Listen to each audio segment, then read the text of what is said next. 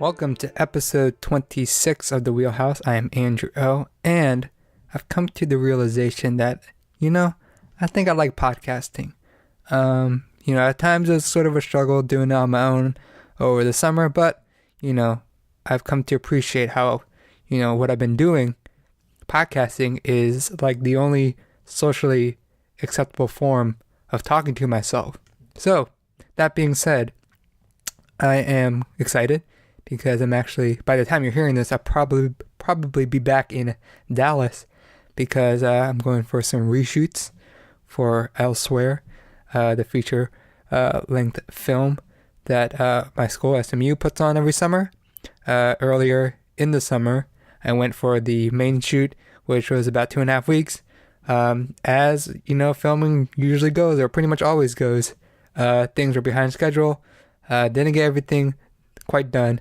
So we're making up with about another week or so, a little less than a week of shooting.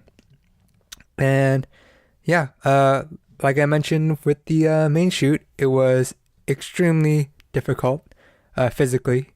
And it was really tough because hadn't done anything like that on that scale, not even close.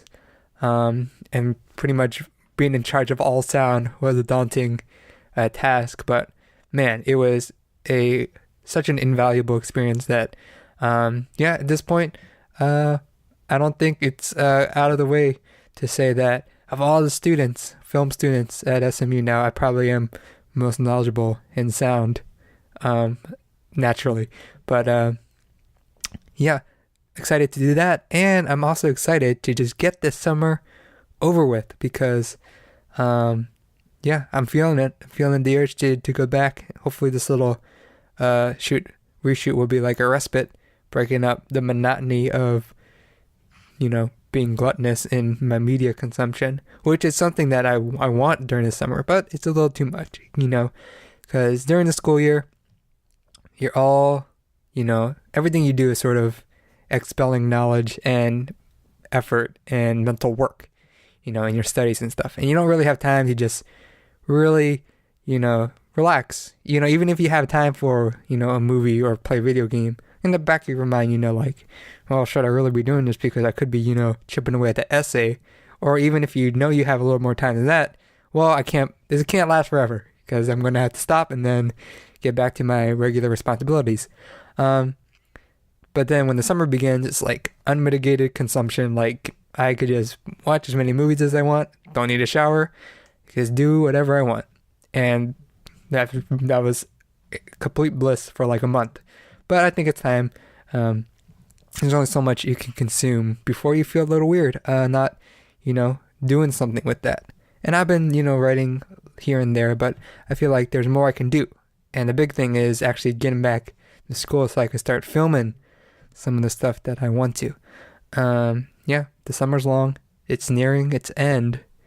It always goes by faster than you think. I'm actually very much looking forward to the school year to begin. Anyway, I got stuff to talk about, because it's a podcast. That's usually how it works. But if you don't know how this podcast works, every week there's a recommendation for a piece of media. It could be a book. It could be a movie. It could be an album, video game. And then that week, I go out and do that thing, whatever that thing is, come back, talk about it, review it, do all that. Then there's another recommendations, endless cycle, kind of like hell, except it's fun, usually. And this week, so speaking of hell, no, I'm just kidding. This week, I am talking about this little thing. It's called Pokémon Go. You may have heard of it. This was recommended by my sister. She's playing it. Both my sisters are. As pretty much a lot of people are. If you don't know, Pokémon Go is an augmented reality mobile game developed by Niantic, released July of this year, and it is a global phenomenon to say the least. And I've got to say, I was a hater going in, and I am not a hater going out. But am I a believer? Well, I don't think so, but it's a little more complex than that, which I'll get to. Anyway, if you don't know about Pokemon Go, you must be living under a rock, unless you're, looking under a rock for some Geodudes or whatever. In the game, you are a Pokemon trainer, and there are Pokemon out in the real world that you go out and catch. And game uses real GPS data for your location and, where the Pokemon spawn. Another big element in this game is the augmented reality aspect. When you catch the Pokemon, it uses the phone's camera to see wherever the space you are in, be it, your home or outside. And then there's some digital avatar of the Pokemon out there, in the grass, on your sofa, hanging out, doing their Pokemon thing. And most of the game is sort of catching.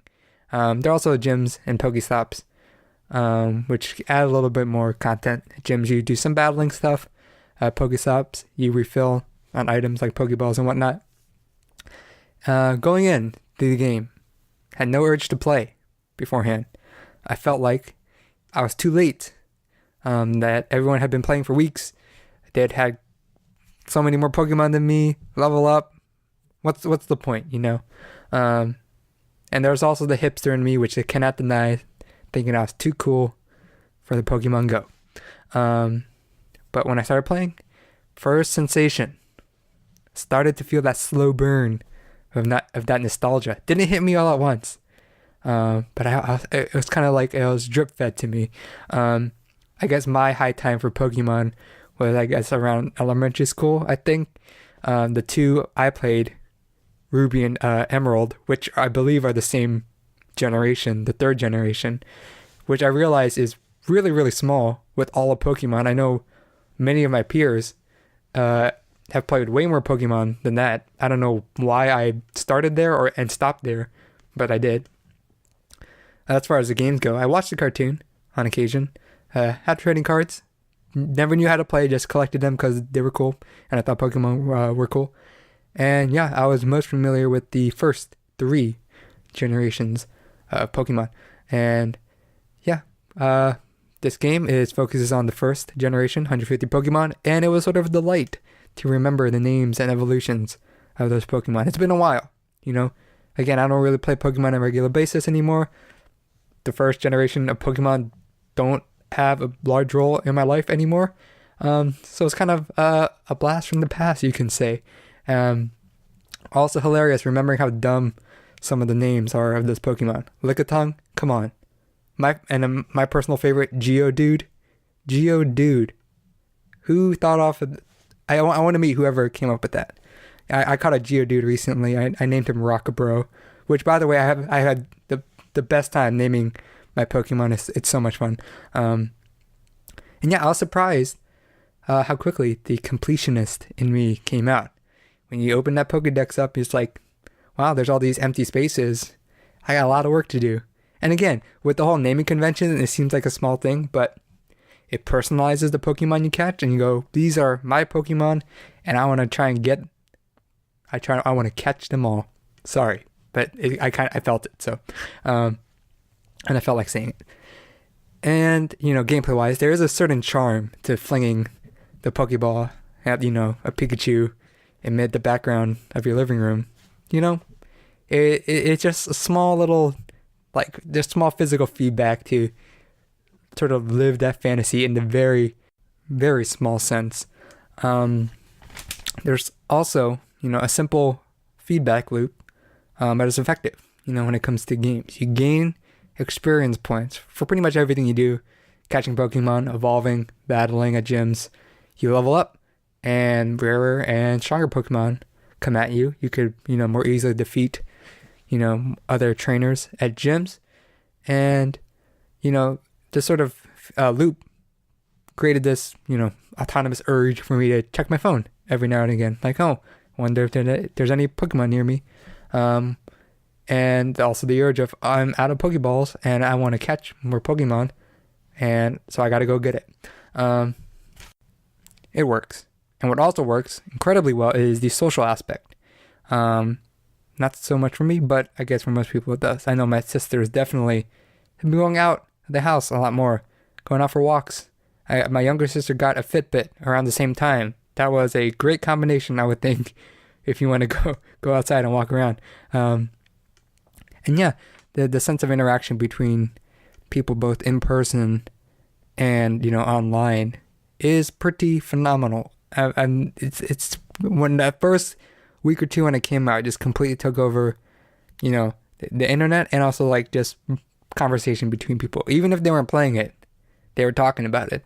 And it could be a turnoff for some, how big the social aspect is.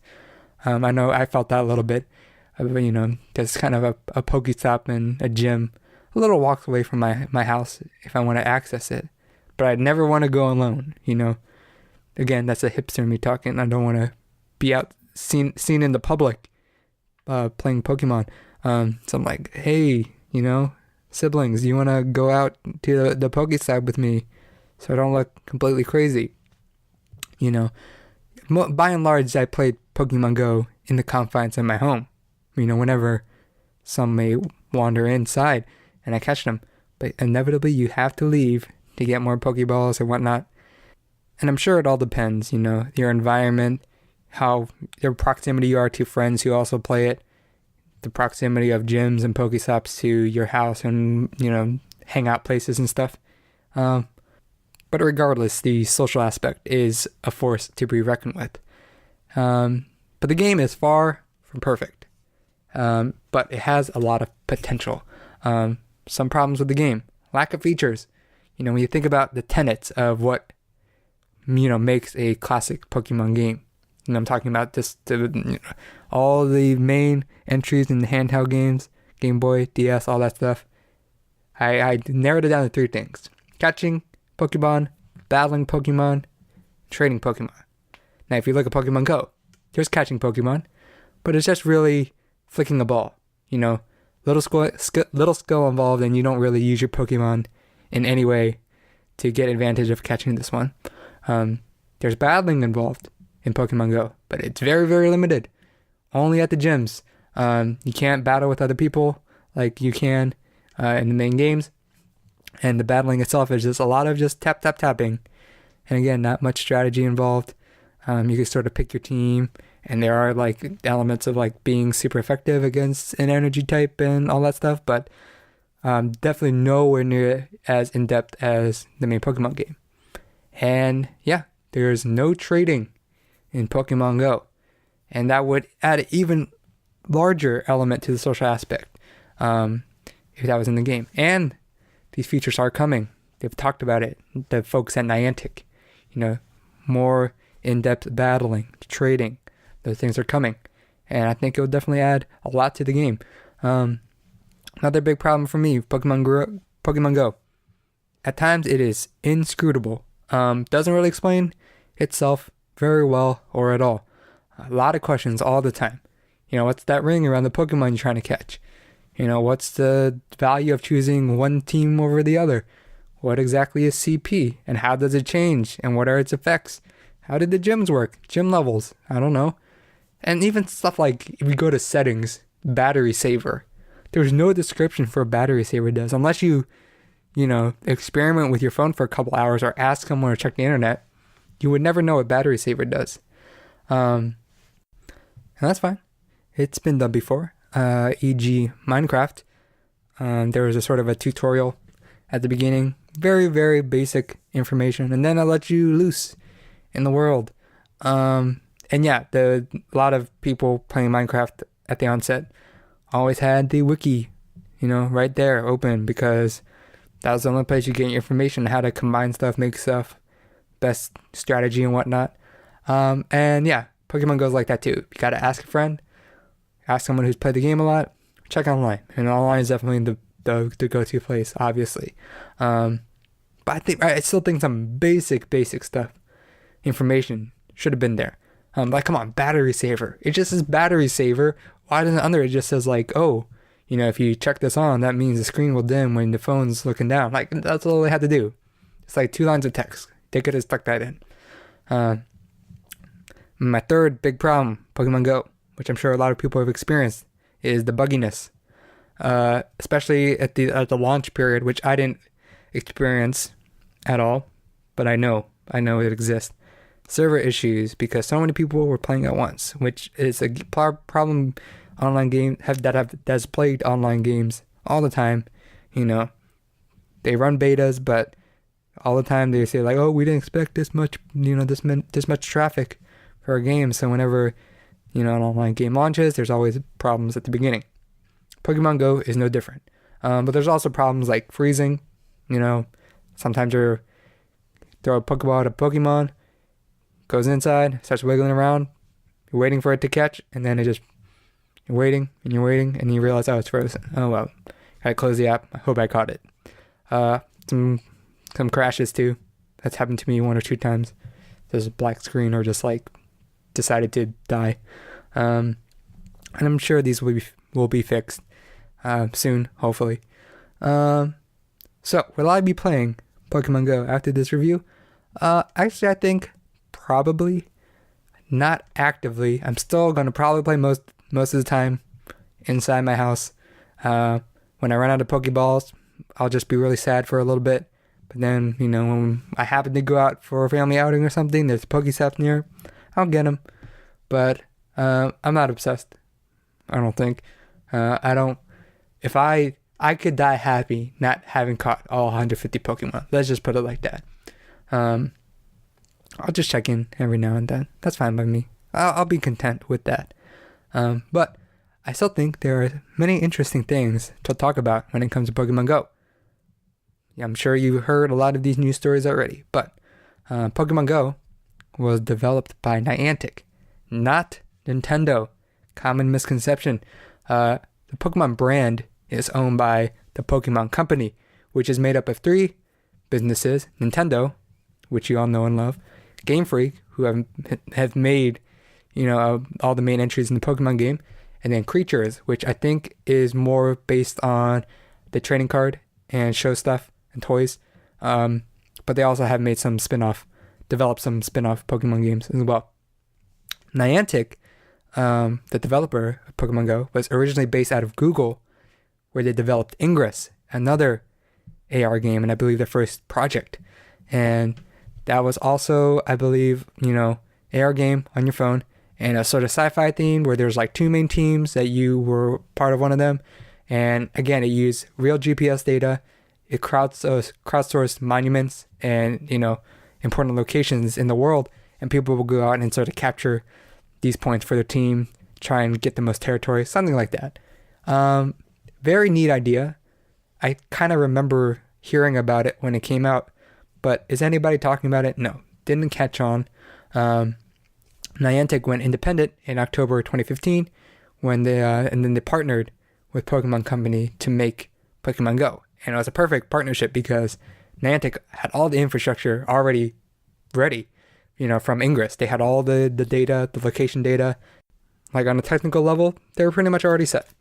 And what's funny is that it's this misconception of Pokemon Go's development that made Nintendo's stock valuation more than double.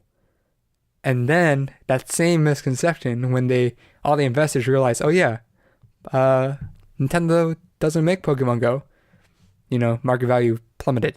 Nintendo said like, yeah, if you guys don't know, our investors,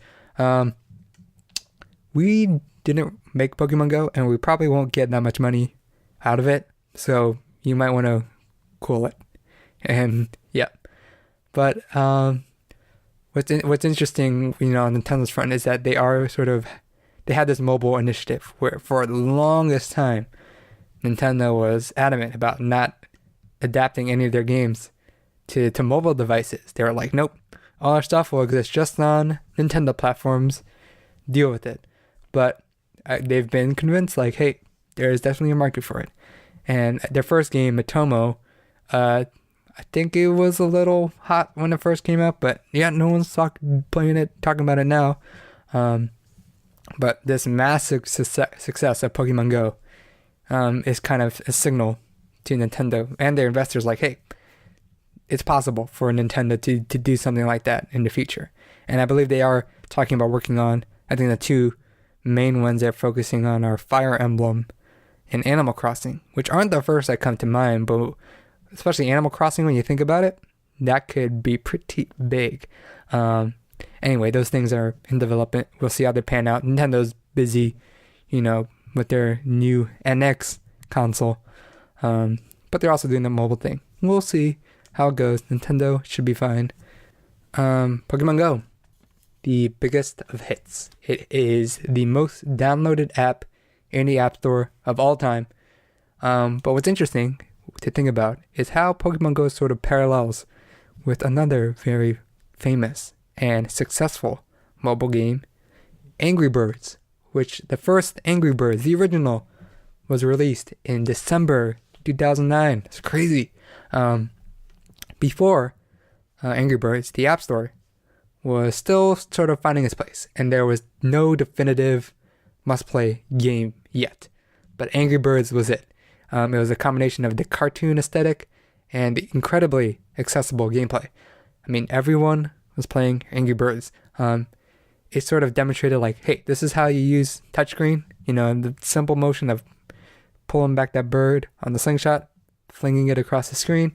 And it appealed to all audiences. Again, looked like anybody could play it just by the visuals and mechanically. Very simple and addictive gameplay.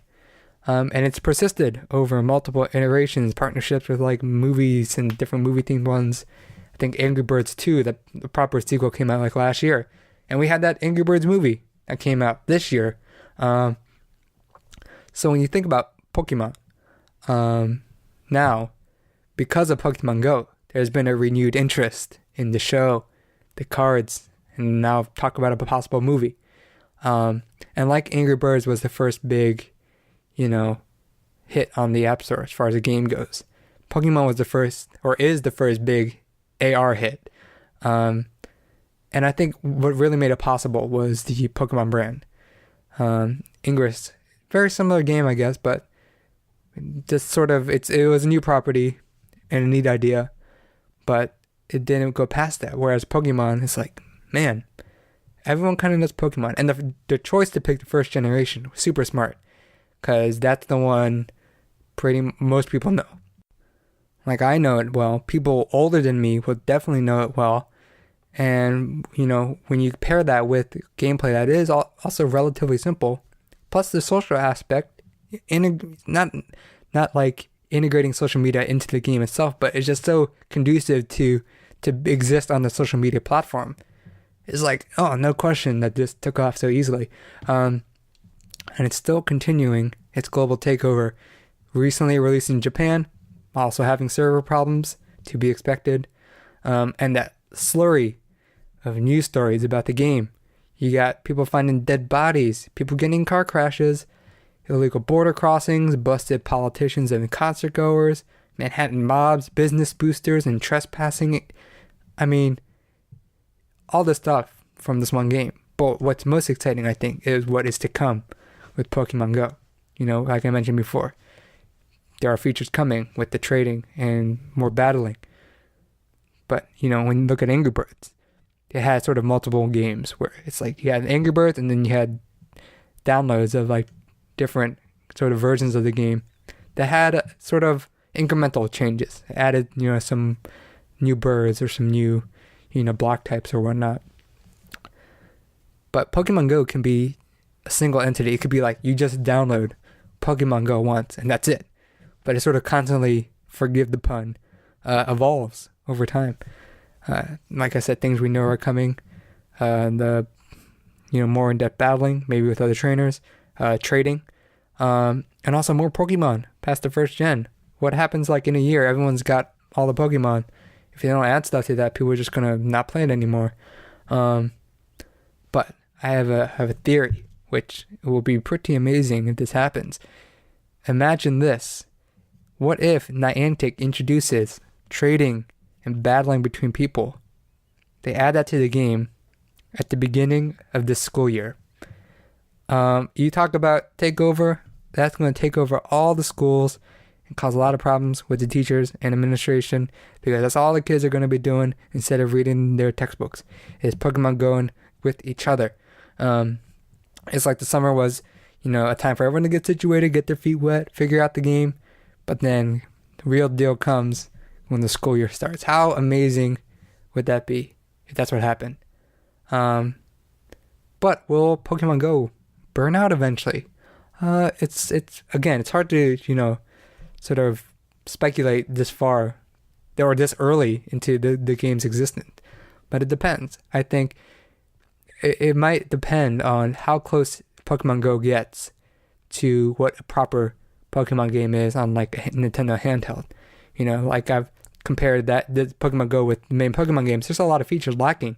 But what if it gets to the point where the only difference between Pokemon Go and the Pokemon games on the handheld is like a straight up like story, What if everything you could do in the game you can do in Pokemon Go?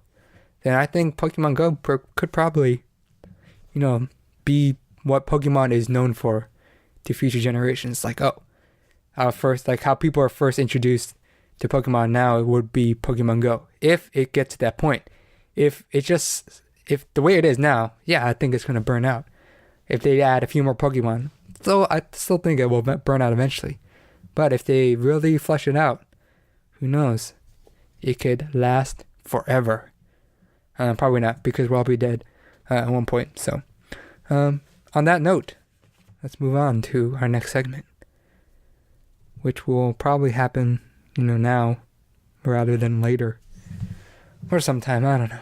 I'm here once again with Jacob Estrada for another edition of Who is Bruce Springsteen? How are you? I'm doing pretty good. Are you still in Miami? Yeah, still in Miami. Gonna leave this Sunday. I spent most of the day trying to come up with stuff to write about for whatever film I'm gonna do this semester. Nice. Yeah, I should start chipping away at some scripts too. I have some ideas, so just got to get them down on paper. But we'll talk about that later. Right now, we're talking about another album. It is London Calling by The Clash. I listened to it again, and I've got to say I think it's pretty awesome. But first, let's start with Jacob's thought. Jacob, London Calling. Thoughts? Go. I'm supposed to listen to an album? All right. You want me to hang up on you again? Is that what you want? Okay. I've done it before. It'd make it easier. Okay, but in all seriousness. So I'm going to say not my favorite album so far, but there were definitely songs here that I really enjoyed. And I'm going to say right off the bat, my favorite song was Death or Glory. Death or Glory. It wasn't the most like, I didn't find it to be the most like in-depth or like, thought-provoking of the songs, but I just really, really loved the rhythm and the instrumentals on this one. And the lyrics are so simple. I don't think they're that deep, but they're just so satisfying to listen to. And now, I read the Wikipedia page on the song, which is pretty short, but there's this one quote where some music critic, I guess, says, "This song features the best and most satisfying chord progression and melody The Clash has ever come up with." And now, being musically ignorant, I don't even know what a chord progression is. But I feel like this describes my feeling for the song. It's just so satisfying to listen to. Yeah. Well, if you listen to the how the guitar begins, it's definitely like upbeat, and it definitely sets the tone for how the rest of the song goes. And I guess I'm just literally a little less musically ignorant than you, but like chord progression is like the sort of foundational chords of that the rest of the instrumentals are built upon. So I think the basis is with the guitar riff you hear at the beginning, but then when the chorus and the vocals kick in, how everything sort of plays off each other and resolves in the end. Yeah, satisfying is like a perfect word. It just sounds really good. I just really like listening to it. That's one of the songs in this album I could just listen to multiple times in a row and not get tired of it. Okay, and so as for some of the other songs in this album, I noticed that a lot of these songs are they're not as personal as like the songs on the album I listened to last week. Sure.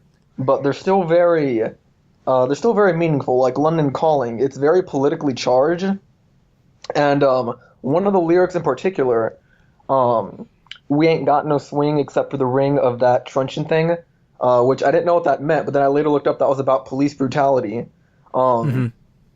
and it's a very, yeah, it's a very politically charged song, and it just, I guess it resonates with me because of all the protesting and all the like controversy going on recently with like with actual police brutality and racial tensions and all the articles everybody's constantly sharing on Facebook. Yeah. Go ahead. So I was going to say, yeah, it's just very interesting to listen to because it's very relatable. It's a very relatable song, Mm-hmm. and Yeah, I it's think still relevant. it's also one of my favorite songs on the album also. Yeah, and it's nice to listen to a song that was written 40 years ago or 30 years ago, but is relevant to things going on right now. Mm-hmm. Let's see, another song I listened to. Um, what was the next one? This. Oh yeah, I really liked the song "Hateful" just because of the beat, but I noticed it didn't even have a Wikipedia page. Yeah. Yeah, Yeah, a lot of yeah, I'm looking at it right now. There are like a lot of songs that don't have it, which that's fine, I guess. and yeah, I couldn't do a lot of research on the song because there wasn't a lot written about it, but I just really loved the beat, and I really loved the lyrics about like this lyric right here. This year I've lost some friends, what friends? I don't know, I ain't even noticed. Yeah. Oh yeah. Okay. Now you remind me. I think this song is about drugs, like drug use. Of course it's about drug use. Yeah. When are these songs not about drug use? But yeah, that song also has, I think, if I can recall correctly, like some good like vocal harmonies when you have multiple singers at the same time, and they do that a lot. I think like on Spanish Bombs, Clamp Down, You know, and again that adds to a more like lively feel to the whole album. Andrew, out of curiosity, are there going to be any albums you have me listen to where there are no songs about drugs? Maybe the next one.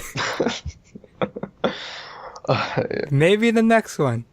Maybe. Yeah, maybe the next one.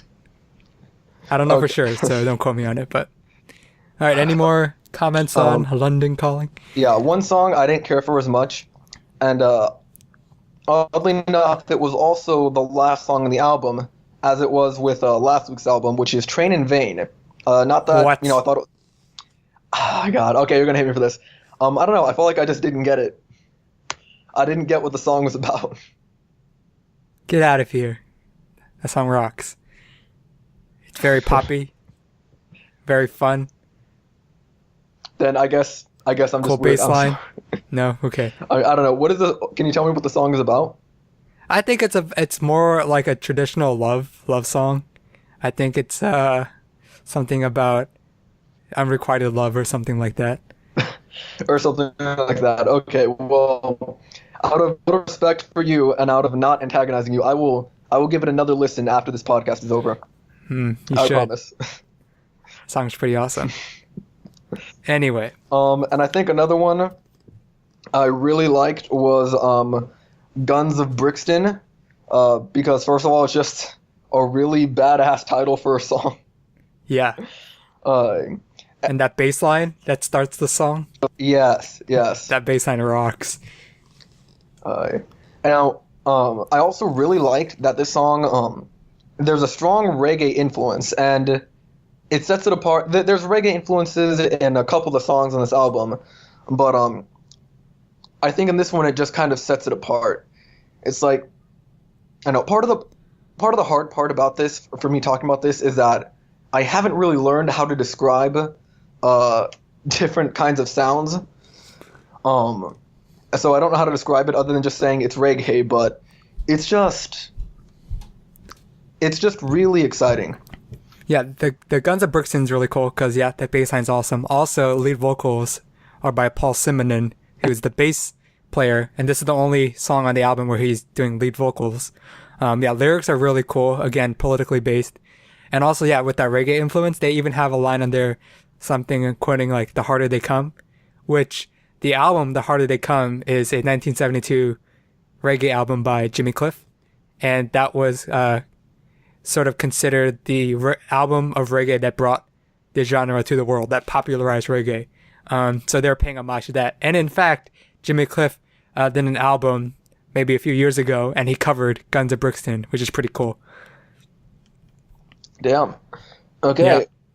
Well, I guess before we move on, one last song I wanted to mention was Clapdown. I just really liked the themes of it, which is these kids being like these seems to be young people who've like, you know, their like childhood and innocence and, you know, their naivety is being like ripped away by like a system of like capitalism and working in a factory or something. Not that I'm anti-capitalism by any means, obviously, but just it really painted a picture in my mind of like these kids who are really optimistic and who and are just like, shit, I'm gonna be working this really shitty job for like the rest of my life because I need to make a living. Mm-hmm. Yeah, this is also one of my favorite songs. I love the rhythm. It's so nice. And that when they say clap down, it's like right on the beat too. You know, again, what the thing about this album is that it's very melodic. Yes. You know, much more so than, did you get a chance to listen to those punk songs I sent you? Oh, I did actually. And yeah. So I sent Jacob 3 typical punk songs for him to sort of reference or compare to this album. I sent him Blitzkrieg Bop by the Ramones, Anarchy in the UK by the Sex Pistols, and then the earlier Clash song, White Riot. And what did you think about those? I enjoyed all of them. I'd obviously heard Blitzkrieg Bop before because it's super popular. Again, this is a thing where I don't really know how to describe certain genres of music, so I don't really know how to describe punk as opposed to post-punk. Other than that, I guess it instrumentally sounds more intense, if that's a good way to describe it. Mm-hmm. Yeah, it's more raw, it's more powerful. Yeah. It's a lot more simple also. You know, it's just like harsh vocals and like a very strong, simple guitar riffs and stuff like that. And I am going to say I think I prefer the sound of punk as opposed to post-punk. But oh, interesting. Oh, sorry. Was that the wrong answer? No, there's no wrong answer. It's interesting. Because you've listened to a full post-punk album and then 3 punk songs. Then maybe you should go back and listen to the Clash's first 2 albums, which are more, you know, quote-unquote punk. I absolutely will. I absolutely will. But, yeah, so basically I really like the sound of this album, and I really like how a lot of these songs tackle social issues, mm-hmm. especially Clapdown and London Calling. But my favorite is still Death and Glory. Yeah, that song's awesome.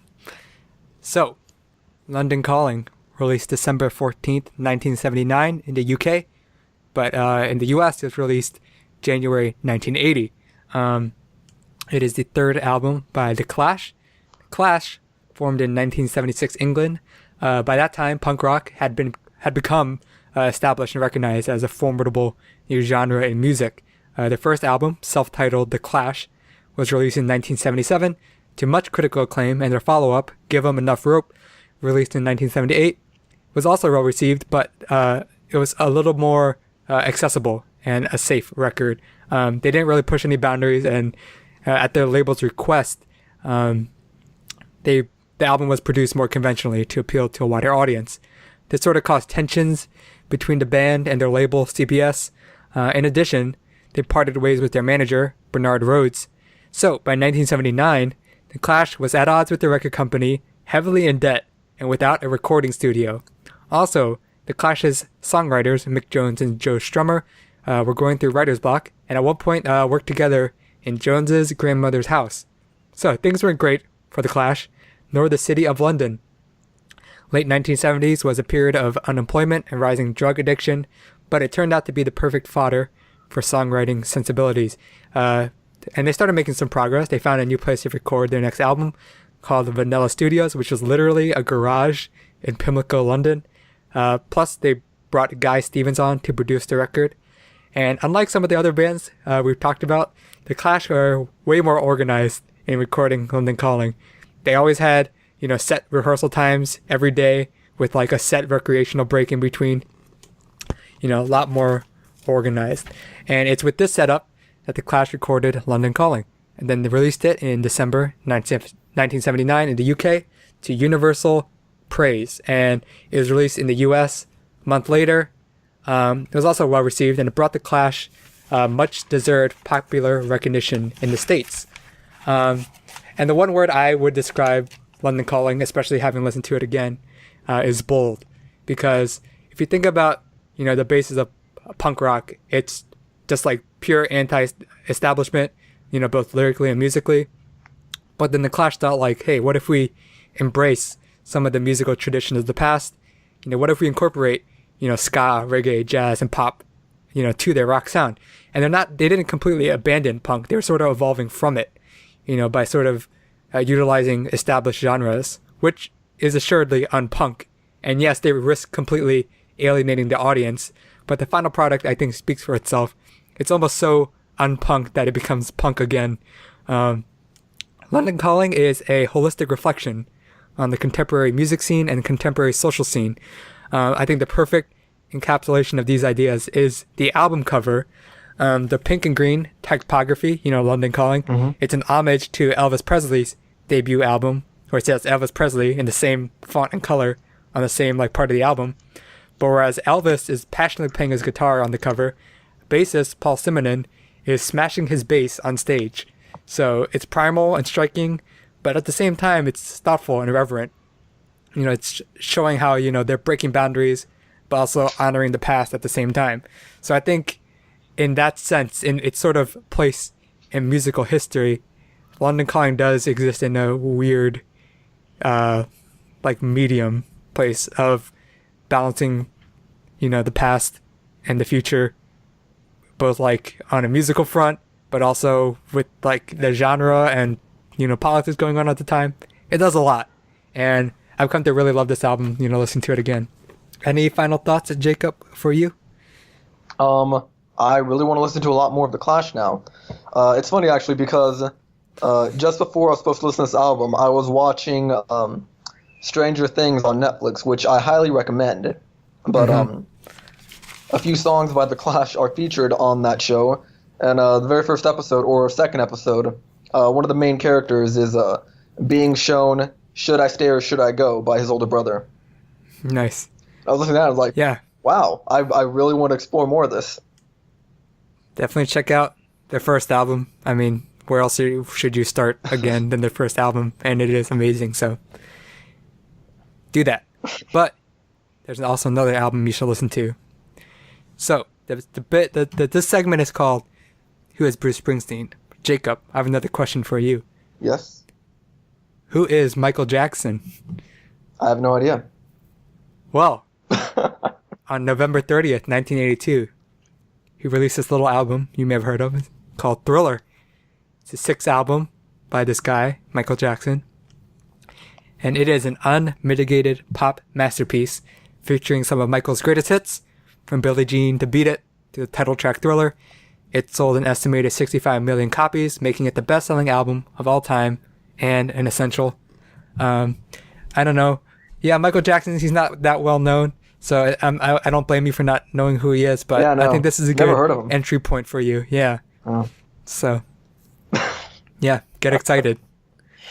In all seriousness, the only song I've heard on the album is Thriller, so I haven't heard, in all seriousness, I haven't heard that much Michael Jackson outside of Thriller and a few songs by the Jackson 5 and a couple other miscellaneous songs that I can't name right now. I would be incredibly surprised if you don't recognize some songs on this album. I'm sure I will. You might not know them by name, but you'll be like, oh, I know that song. You have to. You have to. Okay, well... Or it's a bigger indication that we do still have a lot of work to do. All right. All right, well, anyway, see ya, man. Thanks again. Thank you. We're nearing the end of Who is Bruce Springsteen. It's kind of exciting. I've actually really enjoyed going through all these albums because a lot of them, I've listened to everything that we have listened to and will listen to for this segment. I've listened to it all before, at least once. But some of them a lot more familiar than others. Some of them only listen to through one pass and don't really know that well. So it's also been, great for me in doing research and also talking with someone with a fresh perspective. Yeah, I think it's been pretty successful, and I enjoy it. And hopefully Jacob does too. Anyway, it is time to recommend another recommendation, which I guess is the only thing you could do with a recommendation is recommend. It's what I'm going to be talking about next week. It's from Jacob Ballou, and here's what he's got to say. I'm here with Jacob Ballou, and he's here because he's got something to recommend for the podcast. I do have something to recommend. What is it? That recommendation is probably one of my favorite albums of all time, and it is Reach for the Sun by The Dangerous Summer. All right, tell me a little bit about it, mainly like why you love it so much. Why I love it so much? My friend had spent years trying to get me into The Dangerous Summer, and I just wasn't having it when he would tell me. And then one day I listened to it, and it really it blew my mind. The songwriting is insane, and the guitars are so good, and just everything about their music is so great to me. And this album's probably my favorite because it's their first. Mm-hmm. And then what genre of music?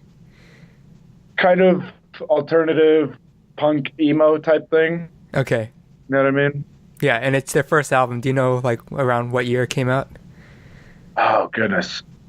I want to say 2007. Okay. I'm positive. Yeah, I looked up the band really quickly, their Wikipedia page, and they're not together anymore, right? I don't think. They are not. Yeah. They are not. I'm still pretty heartbroken over that because I got into them right as they broke up. Oh, wow. Yeah. Yeah. So this is their first album. Would you still say it's like your favorite out of the rest of their stuff? Honestly, yeah. I know every single word to every single song on this album. This was the first album that I fell in love with by him, and yeah, this one's definitely my favorite. Yeah, cool. Another quick fact that I found looking up this band. Apparently they started out in Ellicott City, Maryland, which is about 30 minutes from where I live, which is kind of cool. That's awesome. I didn't know that. Yeah, so. That's pretty cool. Yeah, they are very big about their hometown. So, even though their lead singer lives in California now, I think. Yeah. Mm-hmm. All right. You have anything else you want to say about this album? I want to say I know you're probably going to listen to it here pretty soon. I just hope you enjoy it as much as I did. All right. Well, we'll see. We'll see. I might hate it. And I'll come after you. Please don't, man. Okay. I'll break your heart. Oh, no. All right. That will honestly break my heart if you hate it. I probably won't hate it, but we'll see. We'll see. All right. Thanks again. No problem. I'll see you later, man. See ya. Thanks for recommending the album because it's perfect for me to do, kind of over the shoot, squeeze it in when I have time. Movie, video game, probably not very good to do when you're, supposed to be working on a movie. So yeah, that is the end of the show, I believe, unless I'm forgetting something. Nope, I'm not. So what you can do now is like our Facebook page at facebook.com/wheelhousecast. Follow us on Twitter at wheelhousecast. Subscribe to our feed on iTunes, where you can also rate and review us. And if you want to send an email, you can do so at wheelhousecast@gmail.com. And with that, I really think it's the actual end of the show. To prove it, I'm going to end the show right now.